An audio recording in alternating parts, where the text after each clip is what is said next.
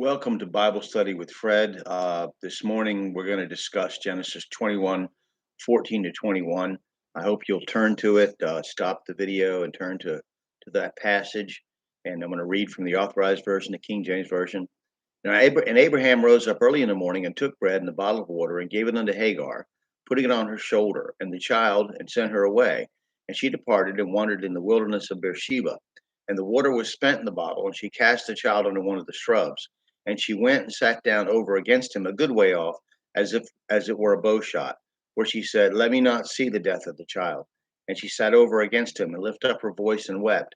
And God heard the voice of the lad, and the angel of God called to Hagar out of heaven and said unto her, What aileth thee, Hagar? Fear not, for God hath heard the voice of the lad where he is. Arise, lift up the lad, and hold him in thine hand, for I will make him a great nation. And God opened her eyes, and she saw a well of water. And she went and filled the bottle with water, and gave the lad drink. And God was with the lad, and he grew and dwelt in the wilderness, and he became an archer. And he dwelt in the wilderness of Paran, and his mother took him a wife out of the land of Egypt. Hagar and her son are put away. It seems strange that a man possessed of such wealth as Abraham would provide her with such meager provisions. It seems rather heartless, wouldn't you say? When all seems lost, though, God does not let things go too far. To say God heard the voice of the lad is much like the earlier statements about God remembering. It doesn't suggest that he was reading a book and happened to hear Ishmael's cry by chance. It means that he responded to the plaintive pleas of Hagar and Ishmael, as he often does, not make things better for us until we acknowledge our need and our weakness. God opened her eyes so that she could see, and that's a very important point.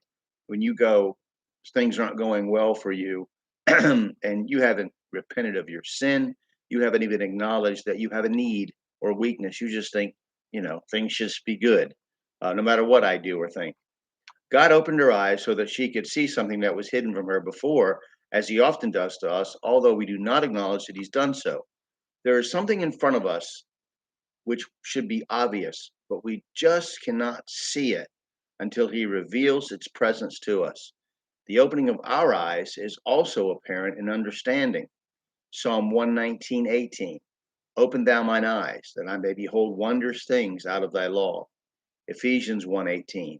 The eyes of your understanding being enlightened, that ye may know what is the hope of his calling, and what the riches of the glory of his inheritance in the saints. The skilled workman, even unbelieving, suddenly sees a solution to a problem. The cunning inventor suddenly has a flash of insight. The student quickly sees the answer to a dilemma that he could not previously see. Of course, we all think that this surprising inspiration, this understanding, comes from something deep inside of us, as if an idea, the problem, or a solution was a living thing just hanging around waiting for us to pick it. We attribute it to our superior reasoning ability. But if we acknowledge that God opens our eyes, things become clearer. Satan as well can blind men from seeing something that is true. 2 Corinthians 4:4. In whom the God of this world hath blinded the minds of them which believe not, lest the light of the glorious gospel of Christ, who is the image of God, should shine unto them. But typically, in the Bible, it is God that blinds men whose hearts are opposed to him, so they shall not see the truth because they will not see the truth. Think about the shall as being a consequence of the will. Isaiah 44:18. They have not known nor understood, for he has shut their eyes, that they cannot see, and their hearts, that they cannot understand. 2 Thessalonians 2:11. For this cause God shall send them strong delusion, that they should believe a lie, that they all might be damned who believe not the truth, but had pleasure in unrighteousness. The skilled craftsman, the student, the inventor, has prepared himself by training, interest, and vocation to receive something from God, perhaps whom he does not know, because of God's purposes, not that person's own. So it is that the person who seeks God prepares his own heart by his or her yearning to know the truth. And then at some point, God opens that person's eyes, and they believe that Jesus is and was God in the flesh, and that he rose from the dead, and our salvation lies only with him. Here in this passage, God reveals something to Hagar regarding her and her son's deliverance that was not visible to her in her despair. Ishmael grows up to be an archer, and an Egyptian wife, like his own mother, is provided for him. The bow, representing the archer, plays a part in the latter days in that part of the world as the beast arises who conquers, bringing death, famine, pestilence, and much sorrow with him. Revelation 6:2. And I saw, and behold, a white horse, and he that sat on him had a bow, and a crown was given unto him, and he went forth conquering and to conquer.